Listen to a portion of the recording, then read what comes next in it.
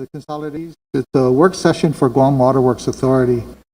For the record, those present are myself, Commissioner Francis Santos, and I believe Commissioner Limchaco is on the phone.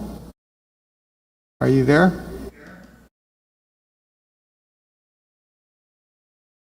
Commissioner Limchaco?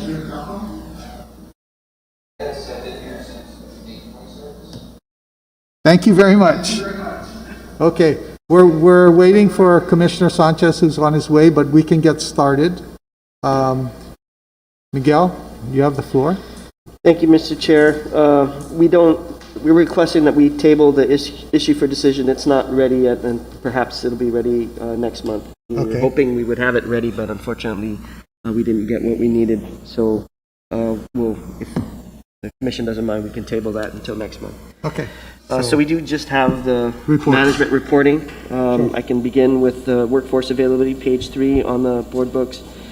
We have 94% of our employees healthy. We have 4 employees under COVID-19 quarantine and 5 active cases. So in terms of vaccination, we are steady at 94% with 6% unvaccinated. Okay. For the record, I'd just like to acknowledge Commissioner Sanchez is now here, present. Okay? Oh, no problem. We just got started. And Commissioner Limchaco is on the phone. So. Okay, back to you, Miguel. Moving on to page 4 on the production update for operations. For the month of February, we had 93 active wells out of our 120.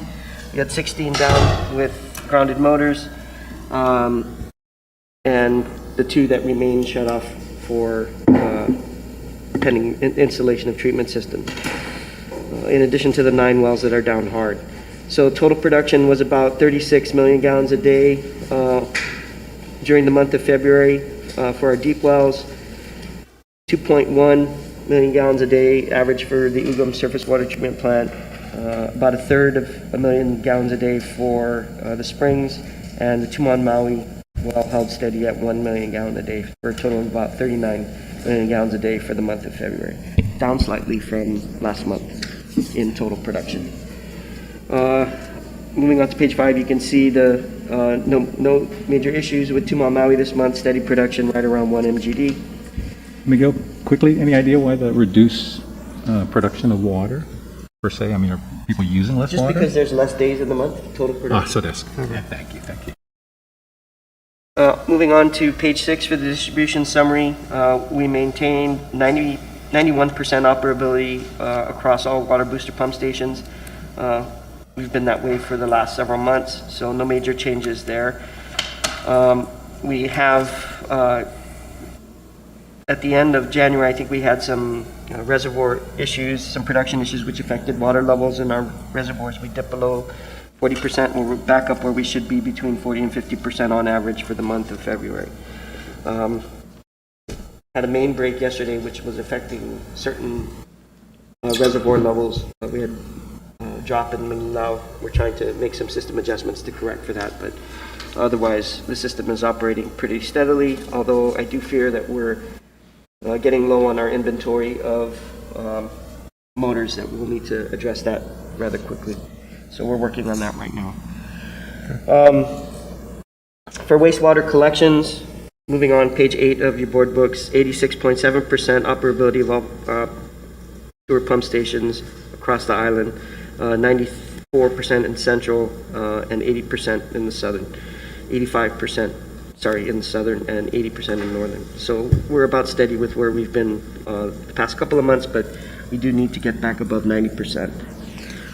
Working on several stations requiring maintenance and repair of existing motors. Unfortunately, we are not able to release those purchase orders yet because of our reduced revenues. So maintenance is suffering from the current situation. For wastewater collections, for February, we did exceed the 5-mile target for the month, finishing at 5.46.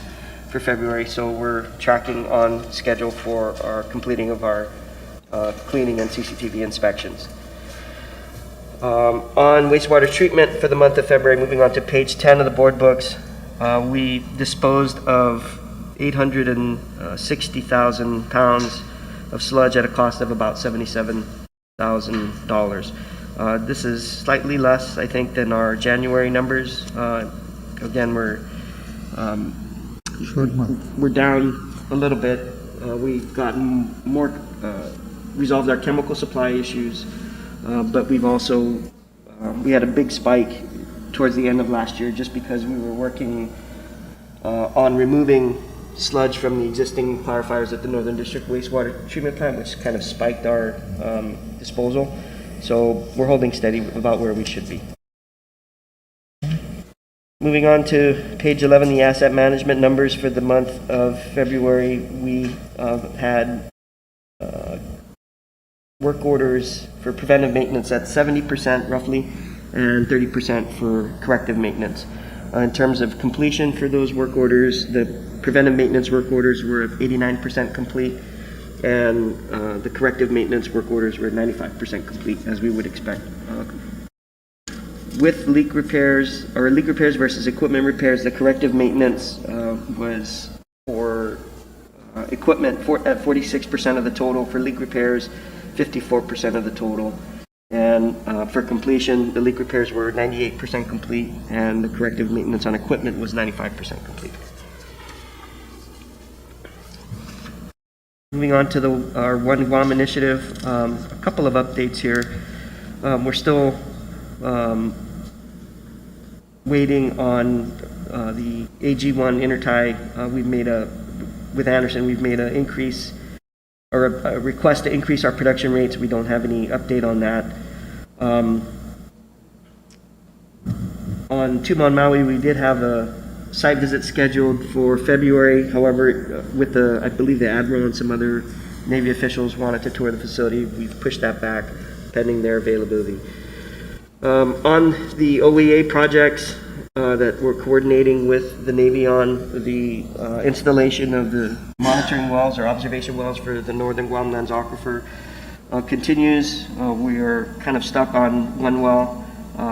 We reached the depth we needed, but there was some blockage when they tried to go in and clean it out. So we're working through that.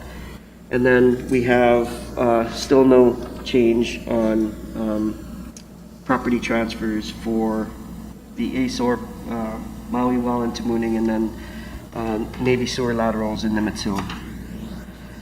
We are working through the issues with the Seti Bay easement. That has cleared our legal counsel. There were some minor changes made, and that's been forwarded to the AG's office for processing. There are a couple of other things we want to point out. That Navy recently completed at the end of last year a draft of their PFAS study on BRAC properties or DOD properties on Guam. They asked for our comments. We provided comments. I think they're working through getting responses to those comments right now, and so we're working with our One Guam partners to provide a little more clarity on what our comments were. And then a couple emerging issues. I think we're still trying to get some progress on establishing an easement through the Marble property. I don't know if you recall the Marble property that was returned to DOD through a reversionary interest. This is the one where we had several wells. So there, it turns out closer to Marine Drive, there's a sewer line that runs through that property that we need an easement on. So I think we're working on trying to get that from DOD so that we can maintain access to the sewer line. And then on our pressure zone realignment project, we are trying to install a pressure reducing station near the Route 3, Route 1 intersection. And the property that we would like to put it on is near the GPA substation. So the request to use the property had to go through GPA to the Navy, and then we're waiting on that to complete so that we can finish the work there for that station. Moving on to our court order summary, no change on our percent completed. We're still working through the last remaining project, so we're at 98% roughly complete on the court order. We did have SSOs to report during the month of February. We show here that 4 were reported primarily due to fog, and in 1 or 2 instances a combination of fog and gravel that's entering the wastewater collection system. So still facing issues with that. On our land acquisition summary, page 17 of the board books, we are still following up on requested right of entry and surveying for a couple projects. The Estumbo property, again, it's just for the Estumbo tank. We're following up on land management with the land registration package for that. And then for the AG12 well up near Manhita Farms, we're still waiting on action on that so we can proceed with developing that production well. There's been a little bit of movement on advancing the work that's necessary for the Aspen Springs project with Park Service, but mostly on the environmental front. Nothing with respect to getting our requested either lease or easement for the use of that property. So it's still kind of stalled. For at the end of, starting on page 19, you have the summary of our leak repair efforts, and right now we're still down where we want to be, below, at the end of February, below 15 work orders backlog for leak repairs. So we're doing okay there. And then on page 21, Chris is not here. He would normally present on that, but he's representing us at the Civil Service Commission this morning. The accounts receivable for residential customers, you can see the numbers are back down to actually better than pre-COVID numbers in terms of the number of accounts and the total amount of accounts receivable greater than 60 days. Miguel, what happened on the 7th and the 21st? It's like a whole bunch of payments came in, right? It really, the receivables really dropped nicely to where they used to be. On the 7th? On the 7th, right? We're seeing greater than 60 days at 3.5 million, and then That's this is by month. So are you talking about June? I'm looking, From June to July? I'm on page 21 of board books, right? Am I reading this right? I'm reading January 6th, 2021, January 7th, 2021. No, those are months. These are by months. Oh, I see. February 2019 and now February 2022. So this is when we re-implemented the disconnection. I believe. That's Oh, correct. on the, I see, June 21. I get it. I'm sorry, I'm misreading that. Okay, so, and then since then, customers have been able to keep their payments pretty steady to keep the receivable level Right. pretty low. Okay, very good. Thank you. Similar, on page 22, you'll see a similar trend for commercial accounts. We're down to under 75 accounts, greater than 60 days out. Are these government programs helping? Tyler? What are these locals? We're getting regular payments from DOA for the renter assistance program. And they're just kicking off the homeowners assistance program, and then they're going to get a small amount of money for the LEWAP, which is a low-income program Household assistance. water assistance program. But it also looks like, at least since the drop in receivables really started to occur last summer, now that I'm reading this right, The disconnection. Yeah, I think is you reinstated incentive. disconnection, people had PUA, people had PPPs, and people were getting caught up, so you've done a great job with the right carrot, right? We need you to pay, and people have responded, and hopefully that'll continue, right, even though things are still kind of crazy. Okay. So moving on to the page 24 of board books is 3 months of our key financial indicators. For the months of January and February, we made transfers of $400,000 each month for a total of $800,000 from the rate stabilization fund to shore up our debt service coverage ratio. As you can see, our cash on hand is pretty strong. I did add a cash flow statement to the set of financials that are provided to the CCU.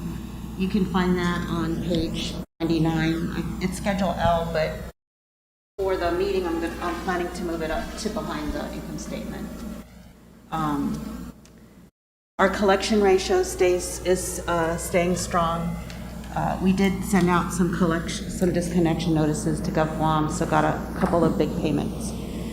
Can you update us on that, Tom?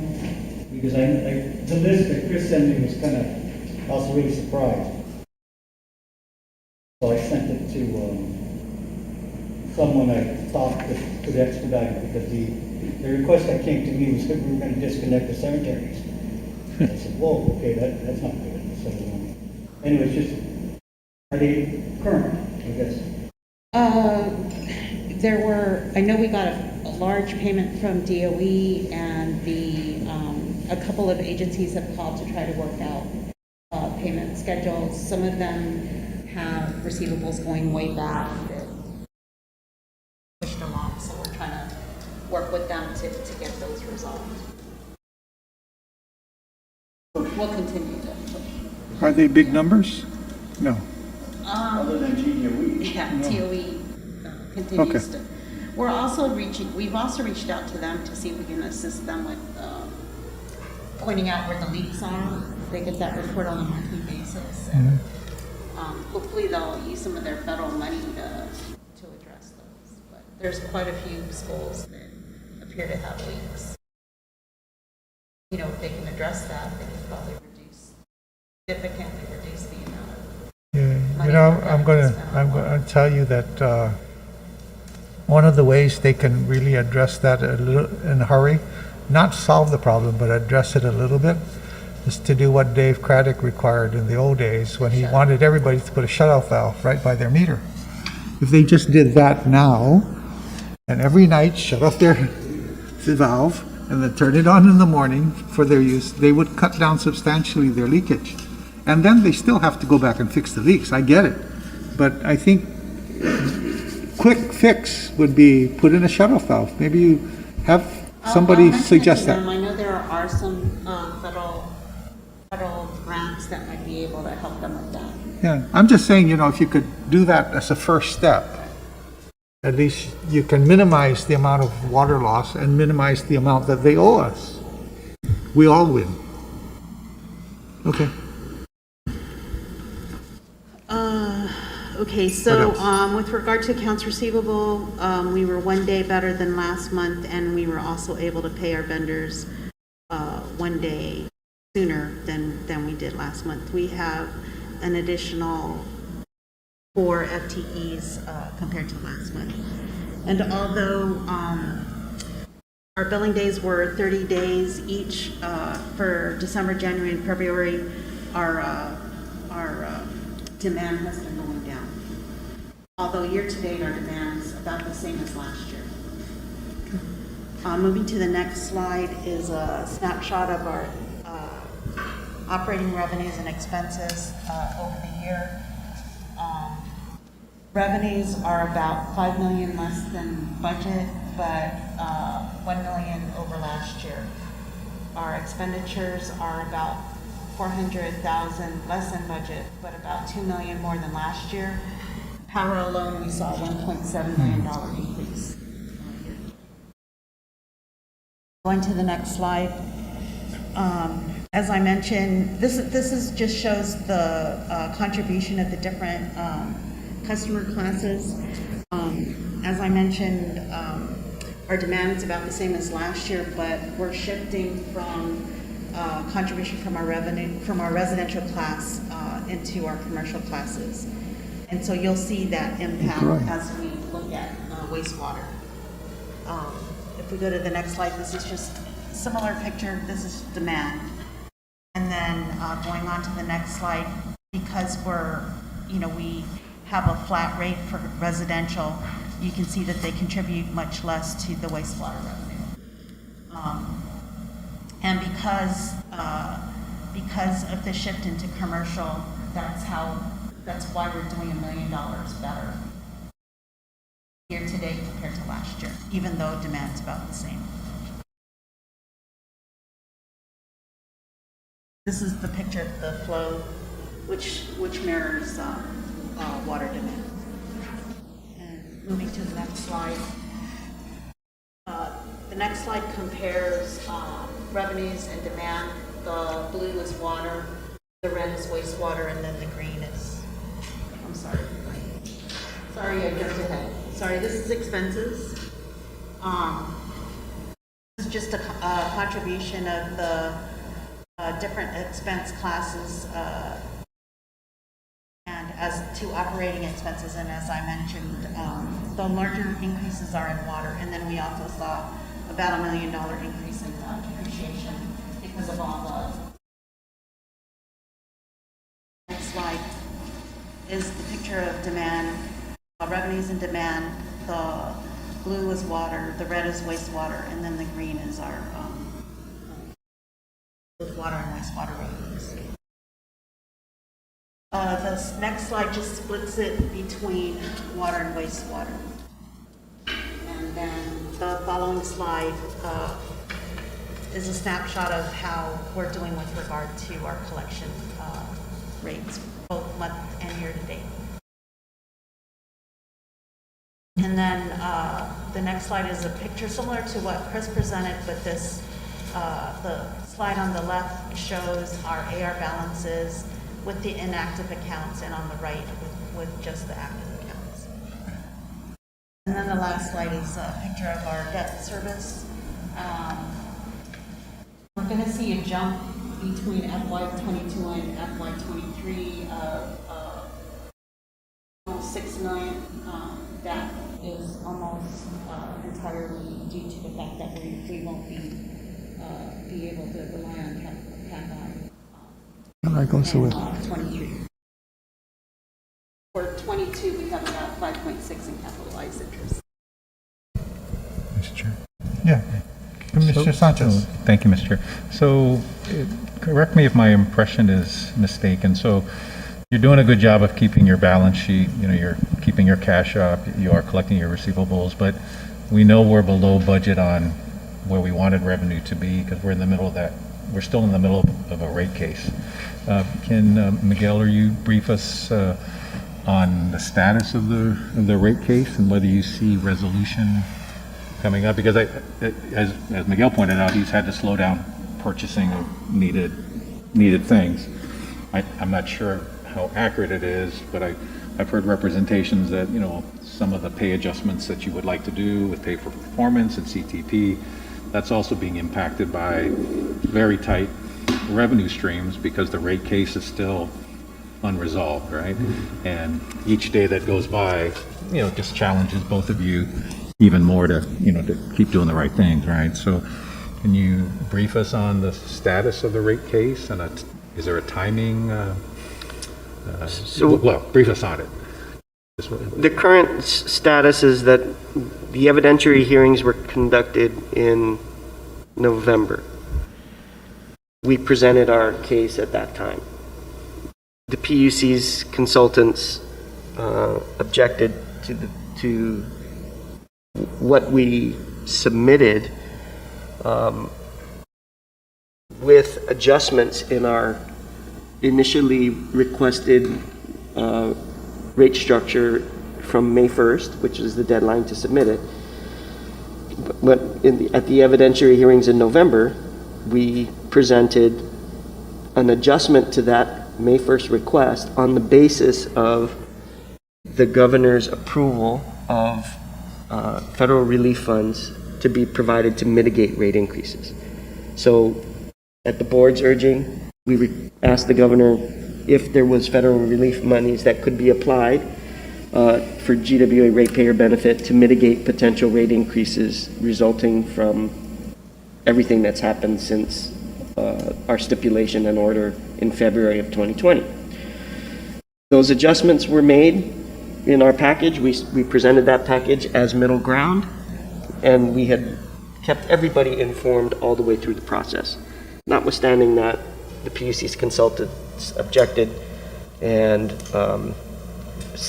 said that they needed more time to review all of this because it's the first they've ever heard of it, which was absolute nonsense. The ALJ provided them with additional time to review, to see if there was any new information that the consultants would present on behalf of the PUC. And at the end of that time, an additional request for information, which GWA had to respond to, there was no substantial new testimony that they provided. They are still insisting that no zero rate increases are necessary, totally ignoring this increase in debt service and the prospective increase in debt service if we are to continue our capital improvement program as the board and the PUC has already approved. The manner in which they intend to do this is by what they've proposed is zero rate increases, but use up all your reserves. And then in 2025, there would be a 20 to 30% rate increase that would be required. So it's just very short-sighted. So we've presented all of that. It's all with the ALJ. The ALJ has not issued a modified scheduling order to indicate to any of the parties when he would issue his report and when this could be before the PUC for decision. So in terms of a prospective timing on when this proceeding will conclude, we don't currently have any idea. We have followed up on numerous occasions to see if the ALJ would be issuing either a schedule or a report, and we have not had any positive news on that. So, Is this ALJ Alcantara or Hereti? Yes. Okay.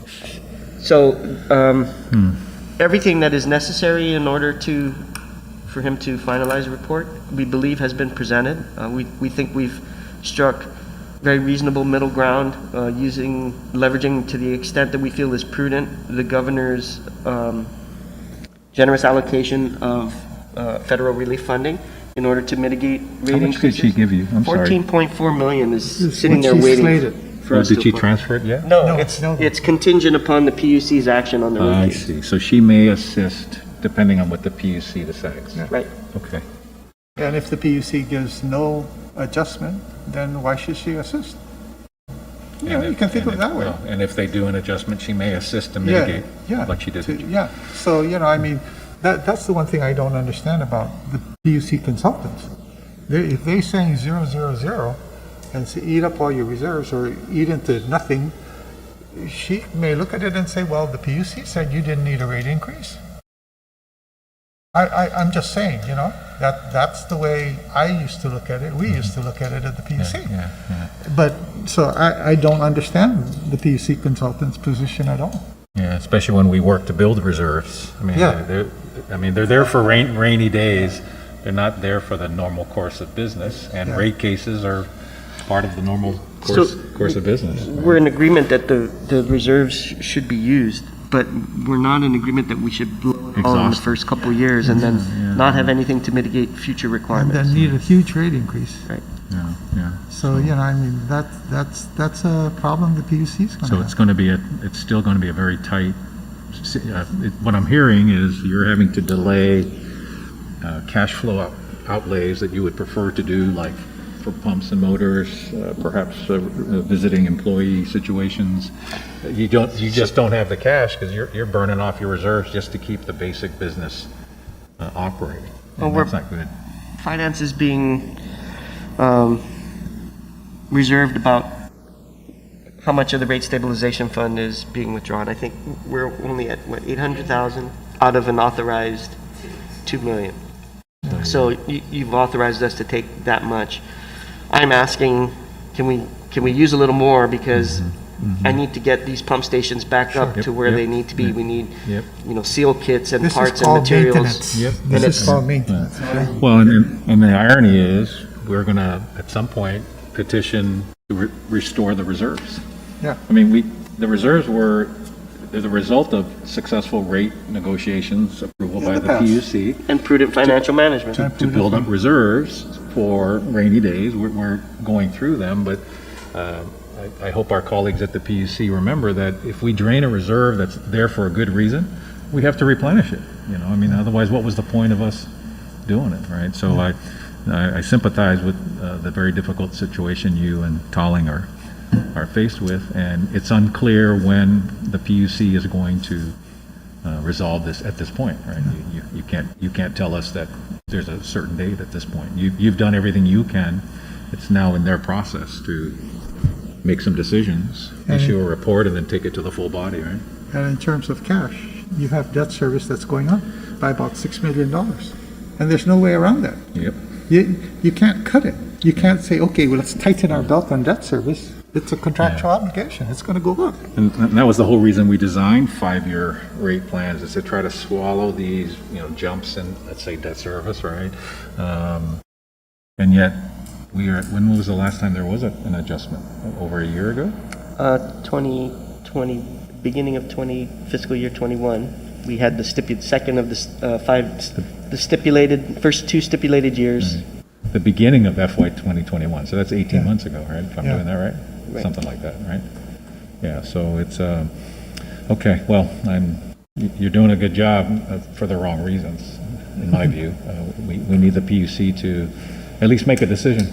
Well, we When- need the ALJ to, Well, the whole process, yes. whole process Yeah, has to work. We need something to happen.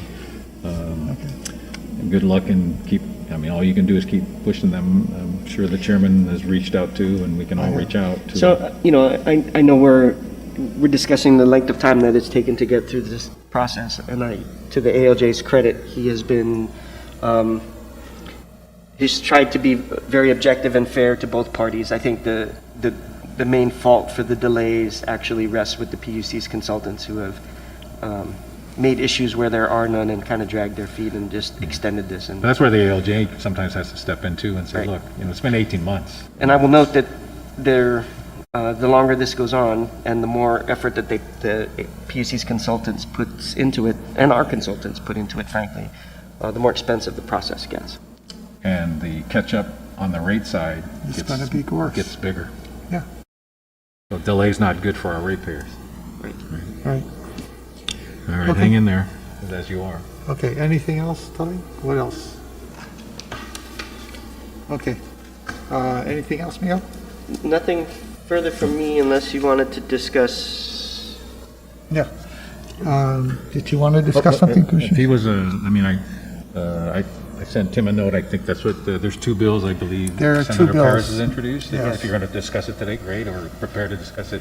So I Tuesday? don't have anything formal prepared, but if you want just a quick rundown on what does it bills are propose? about, I can Sure. provide that Sure. for you. And then just not at today's meeting, but at the Tuesday meeting, just an update on the legal, Yes. the legal Yes. issue with the wastewater plant at the Tuesday meeting, because we know that Yeah. that's percolating it's a very important issue to An resolve. executive session. So we would have to schedule An executive session.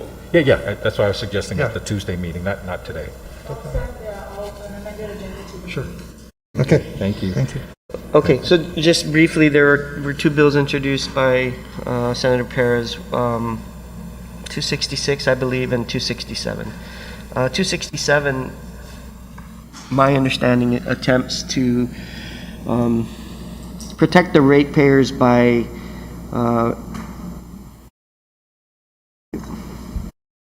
eliminating what the senator views as a kind of a penalty when a bill is disputed, which is actually, it's not. The language in the bill actually is already protective of the ratepayer. And if there is a dispute, GWA's current practice aligns with what the existing regulations are, which is the customer, if he disputes an amount on a bill, we ask that in order to, while we evaluate the dispute, to avoid disconnection, they continue to pay the average of their 3 months. bill prior to the disputed amount, right? And essentially, it comes down to, well, just pay your normal bill amount, and That's been a long-standing while we look practice. at while we Yeah. look at the dispute. Yeah. And the language in the existing regulations, I think, calls it a deposit. The customer must make a deposit in order to prevent disconnection, and really the deposit is just pay your normal bill. Right. So what we are doing in practice and what the language of the existing regulations, what they are aligned, and they are not disadvantaging the ratepayer. But I think that the senator's bill attempts to Codify change it. that deposit because it's perceived as a penalty and then eliminate interest. and other things. So I think that's the intent and the gist of that bill. And you'll take a look at it and think and evaluate whether, because it sounds like in practice, well, first my understanding is when a new account is established, if you have no history with either power or water, it is standard for us to require a deposit, right? But this is And not- that's this is not not the, this. that's what we have called the deposit for 900 years, right. right? This alternative payment while a dispute is ongoing, but where we just ask you to pay your historic bill prior, that's a long. Right. It's standard not practice. anything extra. It's just, while we're looking at the disputed amount, just pay your normal bill. Average, I think the language says average of 3 months. So in effect, we're sort of already implementing, We I are. guess, the intent of this law. As always, we just want to be careful that, specifically for GWA, the legislature has promised bondholders that their involvement with rates and payment, rate payment plans is limited, right? So that they not risk the independence of the PUC or the elected CCU and the autonomous GWA. So anyway, I look forward to your review, and I'm sure you'll be prepared to discuss that one bill. The other bill, do you have a moment to discuss that? Where it sounds like we're doing plumbing repairs for ratepayers? So the original bill, draft legislation, the senator did seek input from GWA prior to introducing it. Okay. The initial draft that we saw essentially was in response to recent media articles about private plumbing leaks which caused high water bills and that whole issue.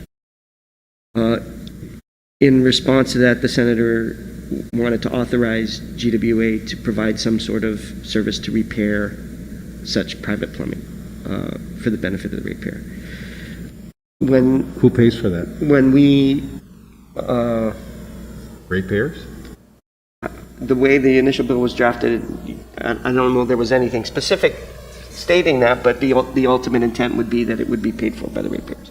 But there was no limitation on any private plumbing, the way it was kind of written. So the input we provided aligned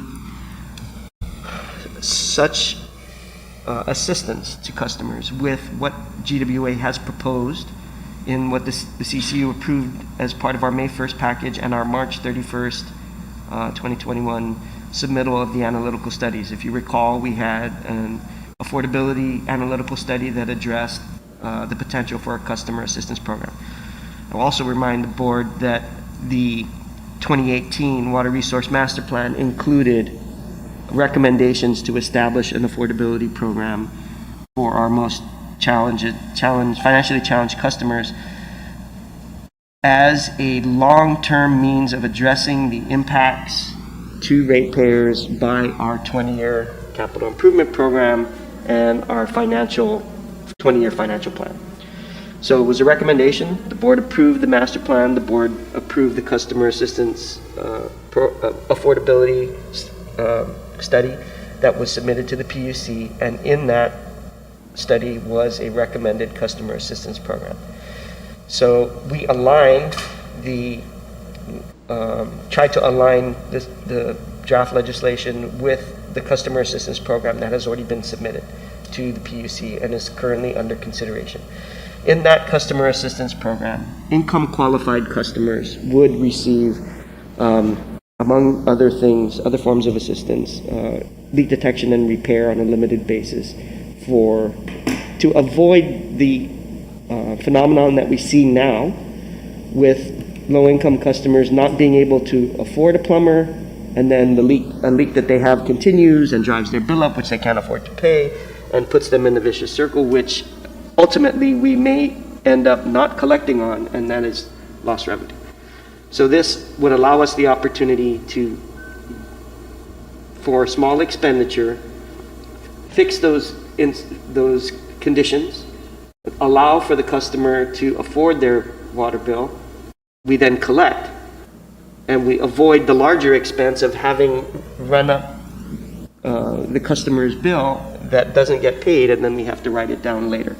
So all of that logic and that analysis that went into that affordability study that was submitted to the PUC. And the recommendation coming out of that study was a customer assistance program that has these elements would be beneficial to GWA and would be aligned with water affordability initiatives that are currently being implemented nationwide. So what we proposed in our customer assistance program to the PUC is aligned with what the national movement is towards establishing water affordability. So the draft bill that I believe is on the in committee right now does include elements as they are for customer assistance program as it was defined in what has already been submitted to the PUC. So but correct me if I'm wrong, part of the challenge at the policy level making is that, customer affordability, even assistance with leak repair, it sounds like at one level, a subsidy from higher income ratepayers to lower income ratepayers for, some arguably valid reasons, but there is a subsidy am I correct in saying that, in creating in funding low income repairs and low income affordability? Someone has to make up that difference, right? And that would come from other ratepayers that are not of low income and commercial customers or whomever. At least conceptually, that's how we think about it in designing our affordability program. So I will take a little bit from Peter, higher income Peter, to help a lower income Paul. This is addressed in detail in the analytical study, but I believe it would be correct to summarize it by saying that it is not between specific rate classes.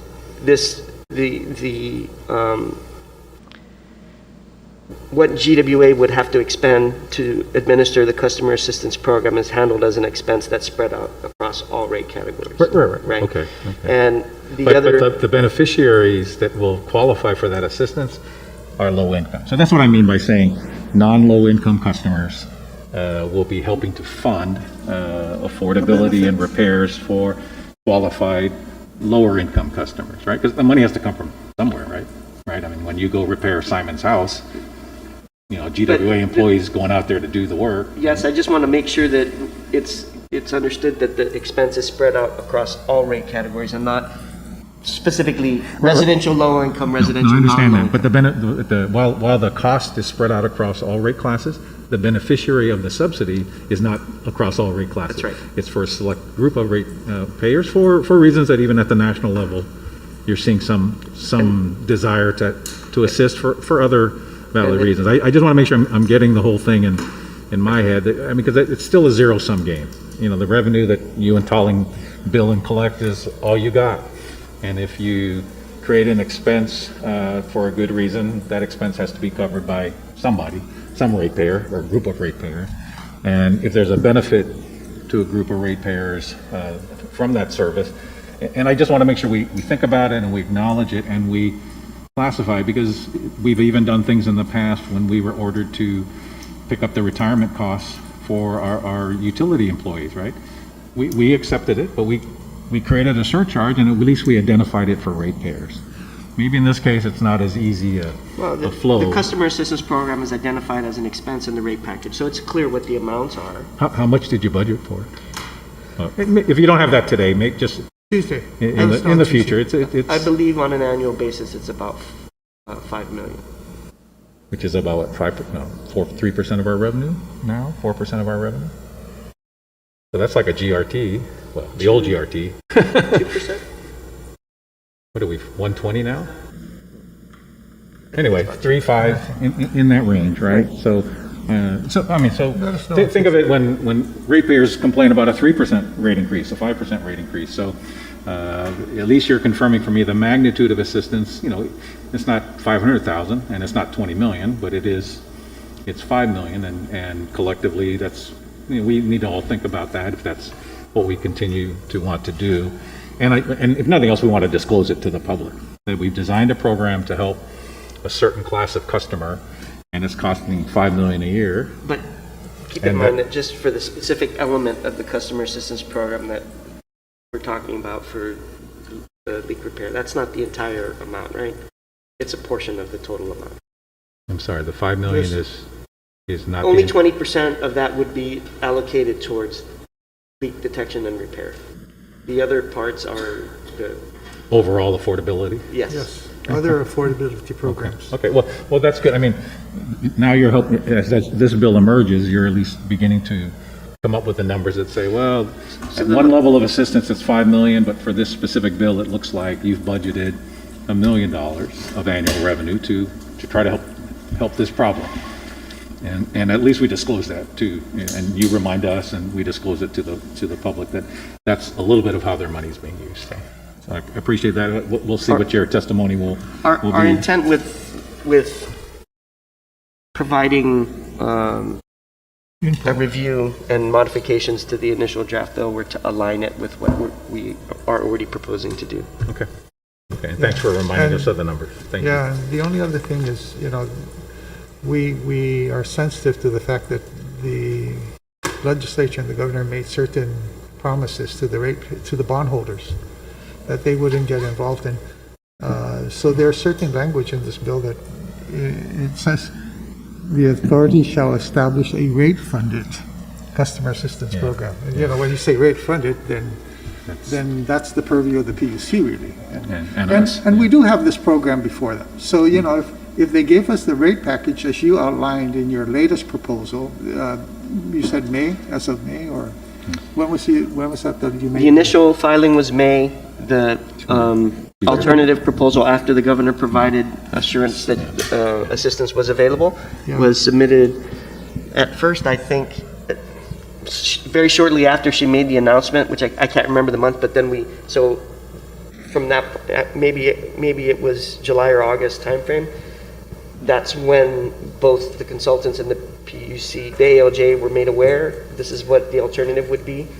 And then we just finalized it and proposed it in the evidentiary hearings in November. In November, you put all of this in there so that the PUC can see it, their consultants can see it. And therefore, if they say, yes, they want to do these customer assistance programs, then implicit in that is they're giving you these rates. And so that's fine in that purview. And,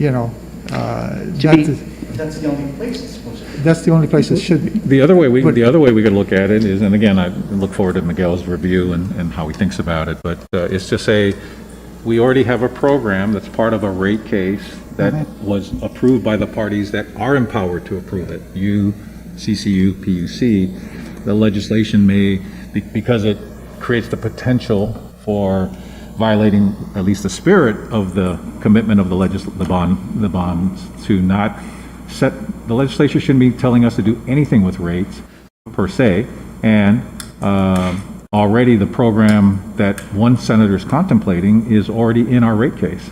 So it could be that our testimony says that in order to protect the integrity of the bonds and for the legislature to keep its promise, and recognizing that we have already incorporated the concept of this bill into our rate plan and our customer assistance plan, it's not needed, right? And it avoids this other headache. So because it sounds like you did and you and the senator did try very hard to kind of work together to see if they can do it. But my takeaway, even if I just put on my old senator hat, is, well, if the agency's already doing it, why am I introducing legislation? I'm sorry, I don't recall. Right now, it just says her name. Okay, and distribute those when you can, the bills, just so we can, the used to be's can take a look at it. But thanks for clarifying. I mean, We met with her once before it came out to align it. Well, we just aligned it with what we've already submitted to the PUC. well, maybe in light of this feedback, because of the concerns about, first off, legislature, be careful anytime you put language in that says you shall file a rate. Then you're not supposed to do that. And because we've worked together with her, to your credit, you've worked with her, and she's trying to codify something you're already planning to implement through a process that is Established and safer for. So I would just make one more comment on that. When we were going through the process, of RFIs from the PUC's consultants. They asked about whether legislation was necessary for a customer assistance program. We did not think it was. We thought that the PUC had the authority to do it, but they actually recommended and brought up GTA's customer assistance legislation that was passed, and as a, why don't you do it like them? And so I'm not sure where the PUC consultants sit on this, but my takeaway They from need to that read the bond conversation covenant. was They need to read the bond covenant. they recommended it. You are implementing the concept, but without putting at risk the bond covenants. And the legislature is, stepping into an area that maybe, if it's already being worked on internally by the powers that be properly, that actually may be a better basis of your testimony, only to the degree that we're concerned that we don't want to we want to avoid any precedent in the legislature when we have language that says, A rate-funded program. somebody shall do rates. A rate-funded program. Establish a rate-funded customer assistance program. That's a little bit more, it's like saying, set this rate and do this. On that, the LIHWAP program that Tali mentioned earlier, low-income housing assistance, water assistance program. The basis, that's what federal grant funding, right? There has been discussion at the federal level, as I understand it, of strengthening and prolonging that program or permanizing it. If such a program was established and we received regular grant funding, that would go towards this type of program, Which is great, because it's grant funded. and it's not our ratepayers per se. But having said that, you're right. Other utilities do have programs like this. In effect, in the end, some ratepayer or ratepayers help create the funds for that assistance. And as long as we need to acknowledge it and be aware of it, and then decide If the PUC is the one what's... that sets it, then we're all good. And we've proposed it. And we've proposed it. Which is the way the I would process just should... encourage the CCU members that I did send the affordability study to you, and we made a lot of effort to go through all of that analysis, and the takeaways are really good. So I'll pull out an excerpt and these are all the recirculate things it. that the PUC consultant wanted us to do. They came up with all these ideas, which we liked. Please be reminded we paid them. No, we paid for them, but, Not good, they're but what I'm saying is, but what I'm saying is, we've come up with all of these, and go, yes? Commissioner Lim Tiako was raising his hand. Oh, I'm sorry, Commissioner Mtalco. Thank you, Mr. Chair. On the update, we know if Senator Burrs also reached out to the PUC or the AOJ and asked for their feedback. I'm sorry, sir. I do not know if she's done that. I think the recommend that she does in light of, the existing legislation and the body. I think Chris did recommend that when we met with her, sir, but I can't confirm. But we can send a note. Yeah, I think I would like to acknowledge Commissioner Mtalco's concern and his thought, and I agree.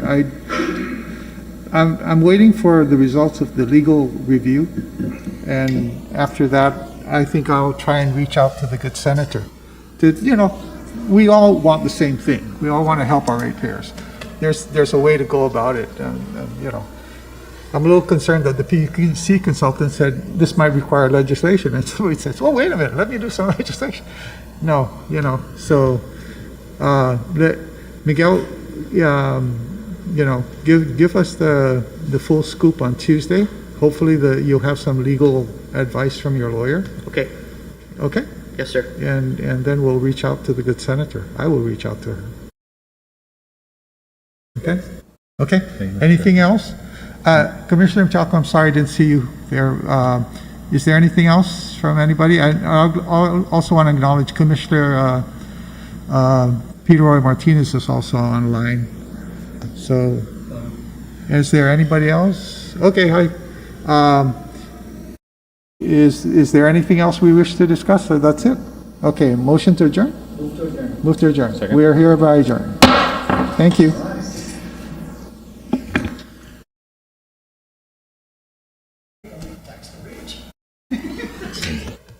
Thank you.